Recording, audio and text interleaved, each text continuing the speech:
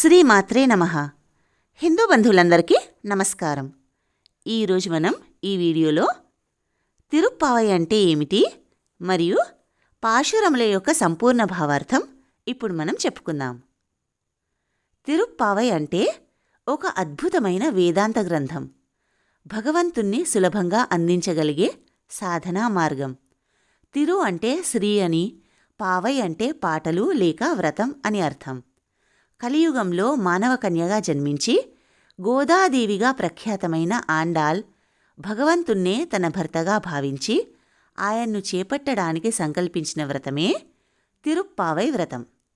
తిరుప్పావైలో పాశురాలుంటాయి. పాశురం అంటే ఛందోబద్ధంగా ఉన్న పాటలు. అయితే ఈ తిరుప్పావైలోని పాశురాలు తమిళంలో ఉంటాయి. వాటి సంపూర్ణ భావార్థం ఇప్పుడు మనం చెప్పుకుందాం. ఇప్పుడు మనము మొదటి పాశురం యొక్క భావార్థం చెప్పుకుందాం. శ్రీమన్నారాయణునికి అత్యంత ప్రియమైన మార్గశిర మాసమిది. పున్నమి చంద్రుడు 16 కళ్ళలతో నిండుగా వెలిగే మంచి రోజులివి.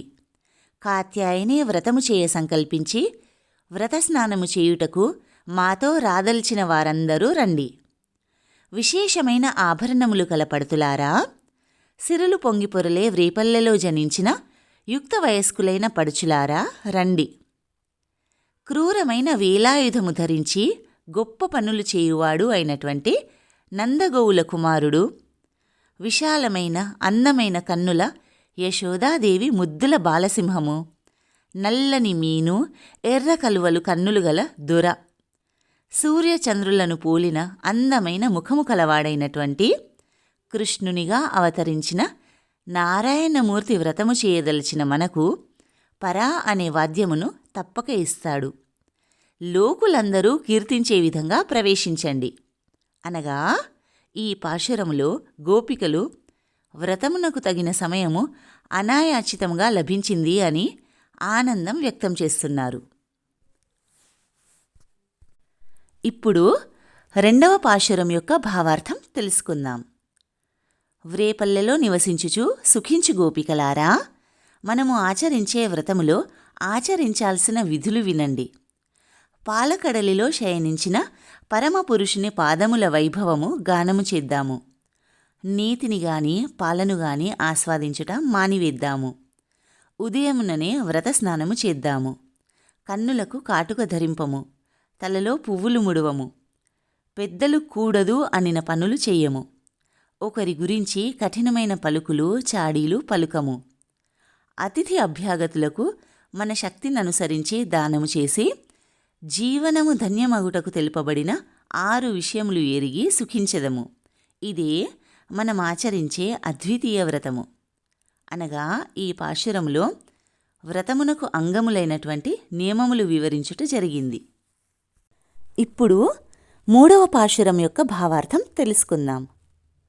గోపికలారా, వడుగుగా వచ్చి అనగా వామనుడిగా వచ్చి పొడుగుగా ఎదిగి 3 లోకములు కొలుచుకున్న ఉత్తముడు పరమాత్మ నామము కీర్తించి మనము వ్రతము పేరిట స్నానము చేసినచో ఈతి బాధలు తొలుగునట్లు దేశమునందు అంతటా నెలకు 3 వానలు కురియగా బాగా గుబురుగా ఎదిగిన ఎర్రని వరిదుబ్బుల నడుమ నీటిలో చేపలు తుల్లి తుల్లి పడుచుండగా కలువరేకుల నడుమ అందమైన తుమ్మెదలు హాయిగా నిద్రించునట్లా ఏమాత్రము జంకక గొంకక పశువుల కొట్టములో ప్రవేశించి స్థిరముగా కూర్చుండి బలసిన పొదుగు శిరములను పట్టి పిండగా లెక్కకు మిక్కిలి కుండలు పాలతో నింపునట్లు ఔదార్యముగల పాడి పశువులుండెడి మితిలేని సంపద స్థిరముగా నిలుచును. ఇట్టి ఫలములిచ్చున్నది మనం ఆచరించే అద్వితీయమైనటువంటి భవ్యమైనటువంటి వ్రతము. ఈ పాశురములలో కాత్యాయని వ్రతమును అనుష్ఠించినందువలన కలిగే ఫలితం చెప్తున్నారు. ఇప్పుడు 4వ పాశురం యొక్క భావార్థం తెలుసుకుందాం. మండలాకృతిలో వర్షించు మేఘమా, వరుణదేవా, దయచేసి నీవు చేతిని ముడుచుకోవద్దు, విస్తారముగా వర్షించాలి. నీవు సముద్రములో ప్రవేశించి బాగా నీటిని త్రాగాలి. తృప్తిగా గర్జించాలి. ఆకాశమునందు వ్యాపించాలి. సృష్టికి మూల కారణతత్వమగు పరమాత్మ మేని ఛాయవలే నల్లబడాలి. అందమైన బలమైన భుజములు గల పద్మనాభుని చేతిలోని సుదర్శన చక్రము వలె మిరిమిట్లు గొల్పాలి. అతని చేతిలోని దక్షిణావర్త పాంచజన్య శంఖము వలె నిలిచి పెద్దగా ధ్వనించాలి. పిదప ఏమాత్రమూ ఆలసింపక స్వామి చేతిలోని శారంగము నుండి వెలువడే బాణముల పరంపరల వలె వర్షధారలు కురియాలి. అప్పుడు మేము కూడా మార్గశిర స్నానం చేసి ఆనందిస్తాము. ఈ పాశురంలో పర్జన్య దేవుణ్ణి గోపికలు ప్రార్థిస్తున్నారు. భగవద్భక్తులకు దేవతలు సైతం తోడుగా నిలుస్తారు అన్న భావము ఇందులో వివరించబడింది. ఇప్పుడు 5వ పాశురం యొక్క భావార్థం తెలుసుకుందాం. చెల్లులారా, మన వ్రతమునకు నిర్వాహకుడగు ఆ కృష్ణుడు అఘటన ఘటనా సమర్థుడగు మాయావి. స్థిరమైన ఉత్తర మధురానగరమునకు రక్షకుడైనటువంటి బలిష్ఠుడు. శుభకరము విస్తారము అగు జలరాశిగల యమునా తీరవనంలో నివసించేవాడు. గోపబాలకుల వంశమున ప్రభవించిన మణిదీపము. తల్లియగు దేవకీ గర్భము ప్రకాశింపచేసిన దామోదరుడు. అతన్ని మనము పరిశుద్ధులమై చేరవచ్చి పవిత్రమైనటువంటి పుష్పములు చల్లి సేవించగా, నోరారా కీర్తించి మనసారా చింతించినచో మనము వెనుకటి రోజులలో చేసిన పాపములు, రాబోయే దినములలో చేయబోయే చెడు పనుల ఫలములు నిప్పులో పడవేసిన దూది పింజల వలె నశిస్తాయని తెలుసుకోండి. ఇది అద్వితీయమైనటువంటి దివ్యమైనటువంటి వ్రతము. అనగా భగవంతుని అఘటన ఘటనా సామర్థ్యమును తెలిపి విశ్వాసం కలిగించుచున్నారు. ఇప్పుడు 6వ పాశురం యొక్క భావార్థం తెలుసుకుందాం.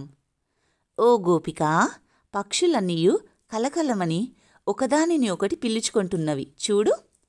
పక్షుల రాజైనటువంటి గరుత్మంతుని దేవాలయములో తెల్లనైన శంఖము నుండి వెలువడే పెద్ద ధ్వని నీవు వినలేదా? పిల్లా, లేచిరా. రాక్షసియగు పూతన స్తనములందలి విషమును ఆరగించిన వానిని, దొంగబండిని సందులు చెడునట్లు తన్నినవానిని, పాలకడిలిలో తెల్లని ఆదిశేషునిపై అమరియుండి యోగనిద్ర చెందినవానిని, సృష్టికి మూలమగు బీజము వంటి వానిని, మనసున నిలుపుకున్న మునులు యోగులు మెల్లగా మేలుకొనుచు హరిహరి అనే నామస్మరణ చేయు ఘోష మా మనస్సులో ప్రవేశించి పరవశింపచేయుచున్నది. ఇది భవ్యమైనటువంటి అద్వితీయమైనటువంటి మన వ్రతము. ఇప్పుడు 7వ పాశురం యొక్క భావార్థం తెలుసుకుందాం. ఓ గోపికా, భరద్వాజ పక్షులు ఎల్లెడలా కీచుకీచుమని ధ్వని చేస్తూ పరస్పరము పలకరించుకొనుచున్నవి. ఆ పక్షికూతల ధ్వని వినిపించలేదా? పిచ్చిపిల్లా, తాము ధరించిన అచ్చుతాలి తటుబొట్టు ఒకదానితో ఒకటి ఒరుసుకుని గలగల శబ్దము చేయున్నట్లు చేతులు బాగా చాచి పరిమళించే కేశాభరము గల గోపకాంతలు పెరుగు చిలుకునప్పటి ధ్వని వినబడడం లేదా? మాకందరికీ నాయకమణి వంటిదానవు. కృష్ణునిగా అవతరించిన శ్రీమన్నారాయణుణ్ణి కేశవుణ్ణి మేము కీర్తించుచుండగా నీవు విని కూడా నిద్రిస్తున్నావా? తేజశ్శాలి, తెల్లవారింది, మేలుకో, తలుపులు తెరువమ్మా అంటూ గోదాదేవి గోపికను మేలుకొలుపుతుంది. ఇప్పుడు 8వ పాశురం యొక్క భావార్థం తెలుసుకుందాం. ఓ గోపికా, ఆకాశము క్రింది భాగము తెల్లబడింది, అనగా తెల్లవారింది. గేదెలు ఉదయపు చిరుమేతకై చిన్న బీడులలోకి విడువబడ్డాయి. తక్కిన గోపబాలికలందరూ వ్రతమునకు పోవుటే లక్ష్యముగా పోవుచుండగా వారిని అడ్డగించి పోనీయక నిన్ను పిలుచుకొని పోవుటకై వచ్చి నీ ఇంటి ముందు నిలిచాము.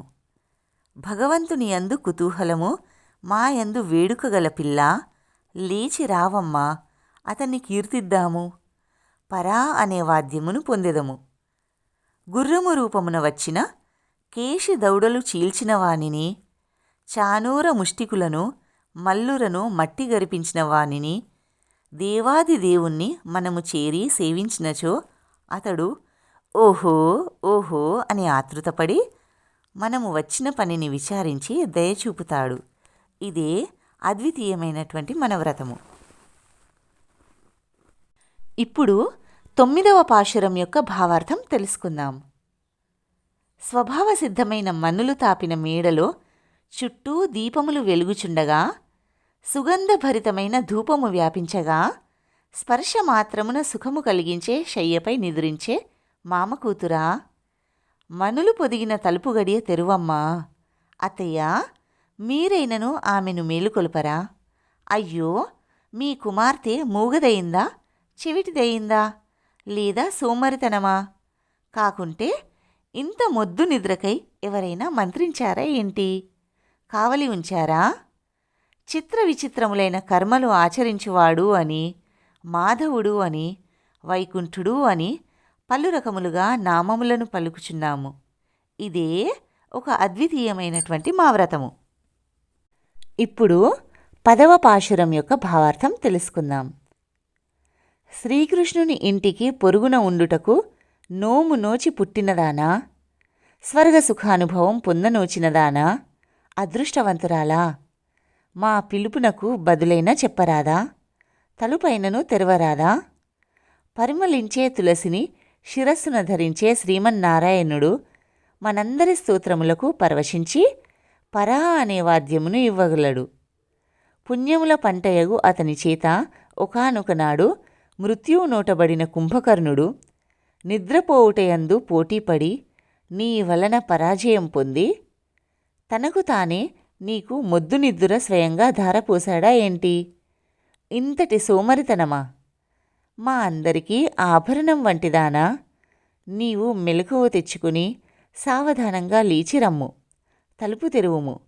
ఇదే మా అద్వితీయమగు వ్రతం, తెలుసుకోమ్మా. ఇప్పుడు 11వ పాశురం యొక్క భావార్థం తెలుసుకుందాం. యుగమునకు అర్హత కలిగించున్నట్లు చిన్న చిన్న దూడలు కలిగి వేలాదిగా ఉన్న పశువుల మందలో పాలు పిదుకుటయందు నేర్పరులు మాత్రమే కాక, అవసరమైనప్పుడు శత్రువుల స్థావరముల మీదికి దండెత్తి వారి భుజబలము అణచగలిగిన శూరులు, దోషగంధరహితులు అయిన గోపాలుర వంశమున జనించిన బంగారు తీగ వంటిదానా, పుట్టలోనున్న పాము వంటి కటి సౌందర్యము, అడవి నెమలిపురి వంటి కేశపాశము కలదానా, రావమ్మా, మేలుకోవమ్మా. నీ బంధువులు స్నేహితులు అందరూ వచ్చి చేరి మీ ముంగిట నిలిచి నీలమేఘ శరీరుడగు వెన్నుని నామములు నోరారా పాడుచుండగా కదలక బదులు పలుకకున్నావే. సంపత్స్వరూపమైన ఓ గోపికా, నీవు ఇలా నిద్రించుటలోని అభిప్రాయమేమిటి? ఇది మనం ఆచరించే భవ్యవ్రతము. ఇప్పుడు 12వ పాశురం యొక్క భావార్థం తెలుసుకుందాం. ఉదయమే ఆవులకు పాలు పిదికేవారు లేరు, ముందుగా దూడలను విడిచేవారు లేరు.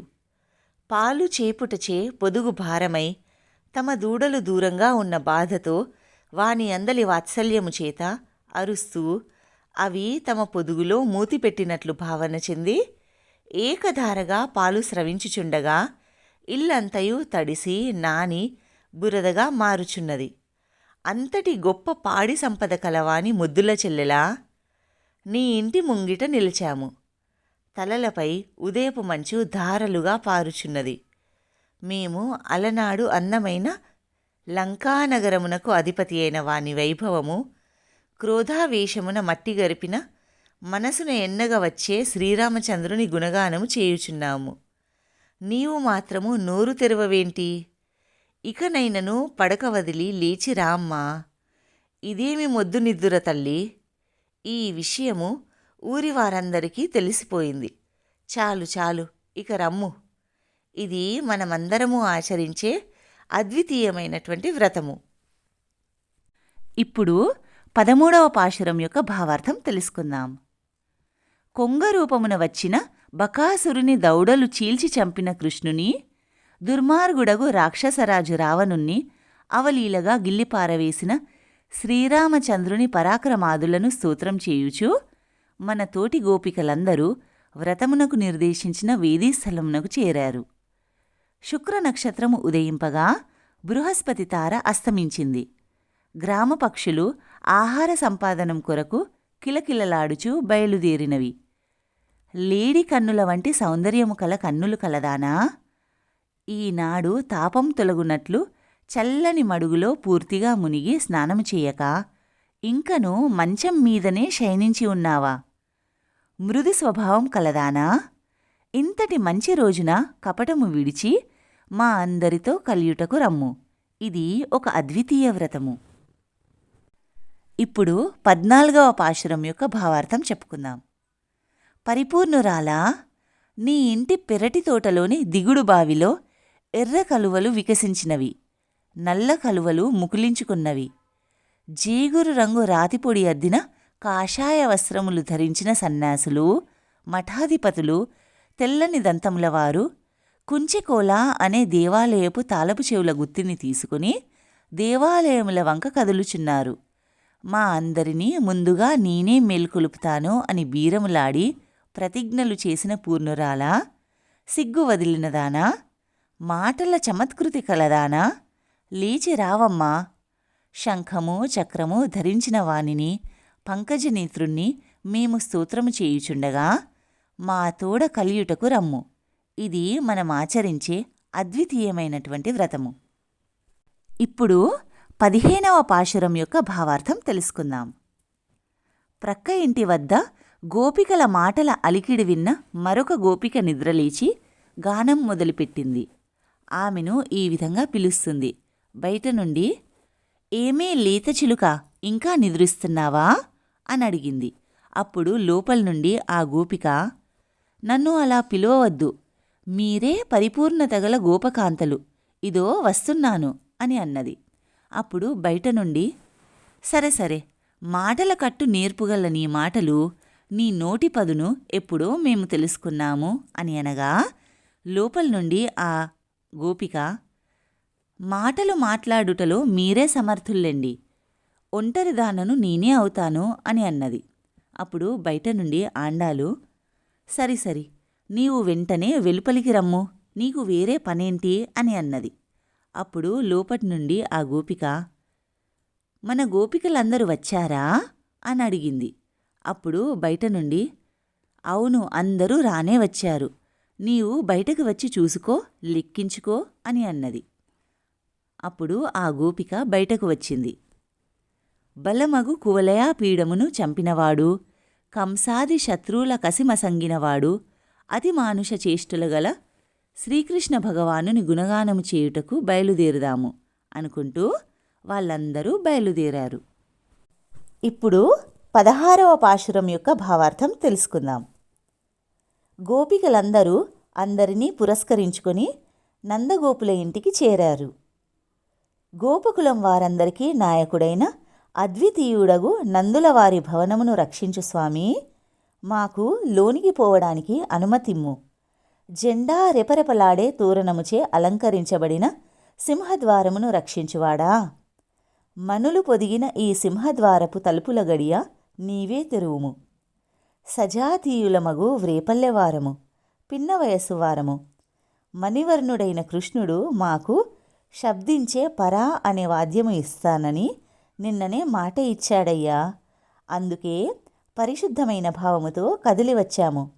అతన్ని నిద్ర నుండి మేలు కొలుపుటకు స్తోత్రము చేయవచ్చాము. దయచేసి నీవు మమ్మల్ని కాదనవద్దు. నీవే దృఢమైన ఈ తలుపుల గడియను తీయుము.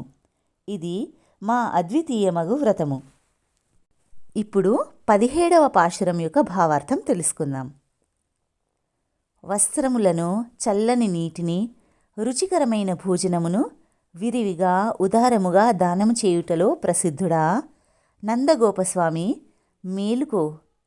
ప్రబ్బలి తీగవలే సుకుమారులగు వ్రేపల్లె స్త్రీలందరికీ చిగురువలే తలమానికమైన యశోదాదేవి, మా అందరికీ నిర్వాహకురాలా, మెలకువ తెచ్చుకో. ఆకాశము అంతరాలము ఛేదించుకుని ఎదిగి లోకములు కొలుచుకొన్న దేవతా సార్వభౌమ, ఇంకను నిద్రించవలదు, మేలుకో. ఎర్రని వన్నెగల బంగారు కడియము ఎడమకాలులో ధరించిన బలరామా, నీ సోదరుడు నీవు నిదురింపక మేలుకొనండయ్యా. ఇది అద్వితీయమగు మా వ్రతము సుమా. ఇప్పుడు 18వ పాశురం యొక్క భావార్థం చెప్పుకుందాం. మదజలము స్రవించే ఏనుగు వంటి బలం కలవాడు, మడమ త్రిప్పని భుజబలశాలియగు నందుల వారికి ప్రియమగు కోడలా నీలాదేవి, పరిమళములు వ్యాపింపచేయు కేశపాశము కలదానా, తలుపు తీయవమ్మా. చూడు, ఇంట్లోని కోళ్ళన్నీ అన్ని దిక్కులా తిరుగాడుచున్నవి. మాధవి పందిరుల రెమ్మలలో కోకిలలు పదే పదే కూయుచున్నవి. పూలబంతి చేత ధరించిన దానా, నీ మీనబావయగు కృష్ణుణ్ణి కీర్తించుచుండగా ఎర్ర తామరల వంటి చేతితో సౌందర్య సౌభాగ్య సూచకములగు గాజులు గలగలలాడగా ప్రేమతో ఉత్సాహముతో తలుపు తెరువమ్మా. ఇది మా భవ్యమైనటువంటి వ్రతము. ఇప్పుడు 19వ పాశురం యొక్క భావార్థం తెలుసుకుందాం. దీపపు సెమ్మెలయందు గుత్తులుగా దీపములు వెలుగుచుండగా అందము, మెత్తదనము, పరిమళము, తెల్లదనము, మృదుత్వము అనే 5 లక్షణములు కల హంసతూలికా తల్పముపై శయనించి క్రొత్తగా పూచిన పూలగుత్తులు ధరించిన కేశపాశము గల నీలాదేవి ఉరసీమను నీ వక్షస్థలంపై ఉంచుకొని పారవశ్యమున వికసించిన సుకుమార వక్షము గల కృష్ణస్వామి, ఒక్క మాటైనను పలుకరాదా? కాటుక కన్నుల నీలాదేవి, క్షణకాలము కూడా నీ స్వామి విరహము సహింపలేనిదానవు. నీకిది తగునా? ఇది నీ స్వభావం కూడా కాదే. స్వామిని మాకు దయచూపునట్లు చేయమ్మా. ఇది మా భవ్యమైనటువంటి వ్రతము.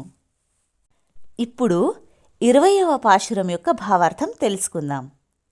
33 కోట్ల దేవతలకు భయమో ప్రమాదమో రాకమునిపే వారికి రక్షణగా ముందు నిలిచి భయము పోగొట్టే భుజబలము గల స్వామి, ఆర్జవ స్వభావం కలవాడా, పరాక్రమశాలి, శత్రువులకు భయమునే కలిగించే నిర్మల హృదయుడా, మేలుకొనవయ్యా. బంగారు భరినల జంటబోలు వక్షసీమ కలదానా, ఎర్రని అధరము కలదానా, నీలాదేవి, లక్ష్మీ ప్రతిరూపమా, పరిపూర్ణురాలా, మేలుకో మమ్మేలుకో. ఇప్పుడే నీ స్వామిని అనుగ్రహింపచేసి విసనకర్ర అద్దము ఇప్పించి స్వామితో పాటు మమ్ము కూడా మంగళ స్నానం ఆచరింపచేయుము. ఇప్పుడు 21వ పాశురం యొక్క భావార్థం తెలుసుకుందాం. పాలను నింపుటకు తెచ్చిన కుండలన్నీ పాలు నిండి పైపైకి పొంగి పొరలిపోవునట్లు పాలనిచ్చే ఉదారములైన బలిష్టములగు పాడి ఆవులు లెక్కకు మిక్కిలిగా గల నందుని కుమారుడా, వేదాదులచే నిర్ధారింపబడిన ప్రమాణము గల స్వామి, దేవతాశ్రేష్ఠుడా, లోకమున అందరికీ దర్శనమీ అవతరించిన కాంతిపుంజమా, శయ్య విడిచి లేచి రావయ్యా. నిన్ను ఎదిరించిన శత్రువులందరూ నీ భుజబలమునకు ఓడి వడివడిగా నీ వాకిలి చేరవచ్చి నీ పాదముల కడ నిలిచి అన్ని రకముల సేవలు చేయునట్టి రీతిలో మేమందరము నిన్ను స్తోత్రము చేయుటకు ప్రవేశించాము, సంకల్పించితిమి. ఇది భవ్యమైనటువంటి మా వ్రతము. ఇప్పుడు 22వ పాశురం యొక్క భావార్థం తెలుసుకుందాం. రమణీయము విశాలము అయిన భూమండలమునకు తామే అధిపతులము అని విర్రవీగిన ఎందరో రాజులు నీ వలన తమ దురభిమానము పటాపంచలు చేసుకొని నిన్ను చేరి గుంపులు గుంపులుగా బారులు తీరి నీ మంచపు కోళ్ళ క్రింద పడి ఉన్నట్లు మేము కూడా చేరగలిగితిమి. చిరుమువ్వలు నోరు తెరిచినట్లు ఎర్ర తామర పూల వంటి నీ అందమైన కన్నుల చూపులు మెల్లమెల్లగా మా వంక ప్రసరింపచేయవా? చంద్రుడు సూర్యుడు ఒకే పర్యాయము ఉదయించినట్లు అంతటి అందమైన 2 కన్నుల చూపులు ఒకే పర్యాయము మాపై ప్రసరింపచేసినచో మాపై ఇంతకాలము ఉన్న పాపములు తొలగిపోతాయి. ఇది అద్వితీయమగు భవ్యమగు పాశురము. ఇప్పుడు 23వ పాశురం యొక్క భావార్థం తెలుసుకుందాం. శ్రీకృష్ణ అతసీ పుష్పవర్ణుడా, వర్షాకాలంలో కొండ గుహలో స్థిరంగా నిద్రించిన బలిష్టము వీర్యవంతమగు సింహము తగిన సమయములో మేల్కొని కన్నులు చికిలించి తీవ్రముగా చూపులు నిగుడించి పరిమళము వ్యాపించినట్లు జూలు విదిలించి బాగా సాగిలబడి దేహమును దులుపుకొని 4 దిక్కులా చరించి గర్జించి గుహ నుండి బయలుదేరి వచ్చే రీతిలో నీవు కూడా నీ భవనము నుండి బయలుదేరి జయావహము శ్లాఘనీయము అయినటువంటి అధికారిక చిహ్నమగు సింహాసనమున అధివసించి మా అభీష్టము విచారించి కృపచేయుము. ఇది అద్వితీయమగు మా వ్రతానుష్ఠానము. ఇప్పుడు 24వ పాశురం యొక్క భావార్థం తెలుసుకుందాం. అలనాడు ఇంద్రునికి రాజ్యమీయ తలచి బలిని అణిచివేయుటకు అవతరించి 3 లోకములు కొలిచిన నీ పాదములకు మంగళాశాసనము. నడిచి నడిచి అందమైన దక్షిణ లంకను చేరి అచటి రాక్షసులను సమూలముగా నాశం చేసిన నీ భుజబలమునకు జయమగుగాక. శకటాసురుని సంధులు వీడునట్లు తన్ని నాశం చేసిన నీ కీర్తికి మంగళాశాసనము. దూడ రూపములో ఉన్న వత్సాసురుని వడిసెల రాయివల విసిరినప్పుడు వంగిన నీ పాదమునకు మంగళాశాసనము. ఇంద్రుడు రాళ్లవాన కురిపించగా గోపకుల రక్షణకై గోవర్ధనమును ఎత్తి కాపాడిన నీ ఆశ్రిత వాత్సల్య గుణమునకు మంగళాశాసనము. కూకటి వేళ్లతో శత్రువులను పెళ్లగించి వేయగల నీ చేతిలోని వేలాయుధమునకు మంగళాశాసనము అనుచు ఇన్ని విధములుగా పలుకుచు నీ వీరగాథలను స్తోత్రము చేసి చేసి పరా అనే వాద్యమును పొందగోరి ఈనాడు నిన్ను చేరవచ్చితిమి. మనస్సు కరిగించి మాపై దయచూడుము. ఇది మా భవ్యమైనటువంటి వ్రతము. ఇప్పుడు 25వ పాశురం యొక్క భావార్థం తెలుసుకుందాం. నారీలోకమున సాటి లేదు అనే ఒక ఆమెకు, అనగా దేవకికి కుమారుడవై ఆవిర్భవించి అదే రాత్రి మరొక స్త్రీమూర్తికి బిడ్డడవై రహస్యముగా ఎదుగుచుండగా సహింపచాలక తానే స్వయంగా కీడు చేయవలెనని తలపెట్టిన కంసుని ప్రయత్నములన్నీ వ్యర్థము చేసివేసి అతని గుండెలో బడబాగ్ని వలె నిలిచి జ్వలించిన ఆశ్రిత వాత్సల్య, నిన్నే ప్రార్థింపవచ్చాము. నీవు పరా అను వాద్యము ఈయదలిచితివేని శ్రీ మహాలక్ష్మి ఆశపడునంతటి ఐశ్వర్యము తదనుగుణమగు వైభవము మేము ఆనందముతో గానము చేసి మా శ్రమ తీర్చుకుంటాము, ఆనందిస్తాము. ఇది మాకు భవ్యమైనటువంటి వ్రతము. ఇక 26వ పాశురం యొక్క భావార్థం తెలుసుకుందాం.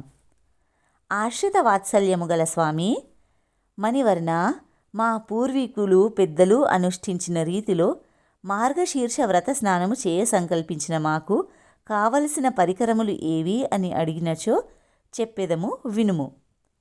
భూమండలమంతయు కంపించునట్లు దద్దరిల్ల చేయునట్లు ధ్వనించే నీ చేతి శంఖము పాంచజన్యముతో సరివచ్చు శంఖములు, వెడల్పు లోతు వైశాల్యము ధ్వనిగల పెద్ద ఢంకా, మంగళదీపము ధ్వజము చాందిని ఓ వటపత్రశాయి ఇవన్నీ అనుగ్రహించుము. ఇది అద్వితీయమగు మా వ్రతము. ఇప్పుడు 27వ పాశురం యొక్క భావార్థం తెలుసుకుందాం. స్వామి, నీతో నీ వారితో చేరముగాక చేరము అనే శత్రువులను జయించు పరాక్రమాదులు కల గోవిందా, నిన్ను సేవించి గానము చేసి పరా అనే వాద్యమును పొంది మేము నీ వలన పొందడి సన్మాన గౌరవమును లోకులెల్లరూ పనివడి ప్రస్తుతించి రీతిలో మేము హస్తాభరణములు, దండకడియములు, దుద్దులు, కర్ణపుష్పములు, పాదమంజీరములు ఇత్యాదిగా చెప్పబడిన ఎన్నెన్నో ఆభరణములు ధరించెదము. తరువాత మంచి వస్త్రములు కట్టుకొనెదము. ఆ తరువాత పాలలో ఉడికిన అన్నము పూర్తిగా మునుగునట్లు పాత్రలో పోసిన నెయ్యి మోచేతుల మీదుగా జారుచుండగా నీతో మన వారందరితో ఆనందముగా కలిసి ఆరగిస్తాము. ఇదే మా కోరిక. ఇదియే అద్వితీయము భవ్యము అయినటువంటి మా వ్రతము. ఇప్పుడు 28వ పాశురం యొక్క భావార్థం తెలుసుకుందాం. గోవిందా, ఆలమందలతో వాటి వెనుక నడిచి అడవులు చేరి తిండి తినెదము. అట్టి జ్ఞానగంధ శూన్యమైన మా గోపకులమున నీవే అవతరించి వచ్చినంతటి గొప్ప లాభము పుణ్యము పొందినవారము. ఏ విధమైన కొరత లేనివాడవు నీవు మము చేరితివి. నీతో ఈ సంబంధము మనకు ఇక్కడ ఏ రీతినైనను విడివడంది, తెగనిది. తెలివి ఏమాత్రమూ లేని ఆడపిల్లలము. అమాయకపు ప్రేమచే గోవిందా అని చిన్న పేరుతో పిలిచితిమి అని కోపగించకు సుమా. స్వామి, నీవే పరా అనే వాద్యమును ప్రసాదించుము. ఇది అద్వితీయమగు ధన్యమగు మా వ్రతము. ఇప్పుడు 29వ పాశురం యొక్క భావార్థం తెలుసుకుందాం. తెలతెల వారక మునిపే నిన్ను చేరవచ్చి నిన్ను సేవించి దర్శించి బంగారము వలె అపురూపములైన నీ పాదపద్మములు సేవించుటలో మా ఉద్దేశ్యము తెలిపెదము. ఆలమందలను మేపి భోజనము చేయుటయే పరమార్థమైన మా వంటి వారి గోపకులమున అత్యంత సులభుడవై నీవు అవతరించితివి. ఇక నీ ఆంతరంగిక సేవలు మేము చేయదలచినవి అంగీకరించక తప్పదు. వ్రతమునకై పరా అనే వాద్యము తీసుకుని నిన్ను వదిలి దూరముగా మేం పోము. ఇది తెలుసుకో. ఎల్లప్పుడూ 7 జన్మలకు నీతో ఉండి నీకు మాత్రమే సేవకులుగా ఉండి నీ సేవలు చేస్తాము. ఈ భావనకు విరుద్ధమైన కోరికలు మా దరి చేరకుండా నీవు చూసుకో. ఇదే మా అద్వితీయమైనటువంటి వ్రతము. ఇప్పుడు 30వ పాశురం యొక్క భావార్థం తెలుసుకుందాం. క్షీరసాగర మథనవేళ పడవలున్న సముద్రమును చిలికిన లక్ష్మీపతి కేశవులు ద్వాపరమున కృష్ణునుగా అవతరించిన వేళ చంద్రకలగల ముఖములు గల గోపకన్యలు చక్కని ఆభరణములచే అందగించెడువారు కృష్ణుని చేరి స్తుతించి ఆ వ్రేపల్లయందే వ్రతమునకు కావలసిన పరా అనే వాద్యమును పొందారు అనే విషయమును గోదాదేవి 30 పాశురములలో గానం చేసింది. ఆమె భూమండలమునకు అలంకారమైన శ్రీ విల్లిపుత్తూరునందు పెరియాళ్వారుల పుత్రిక.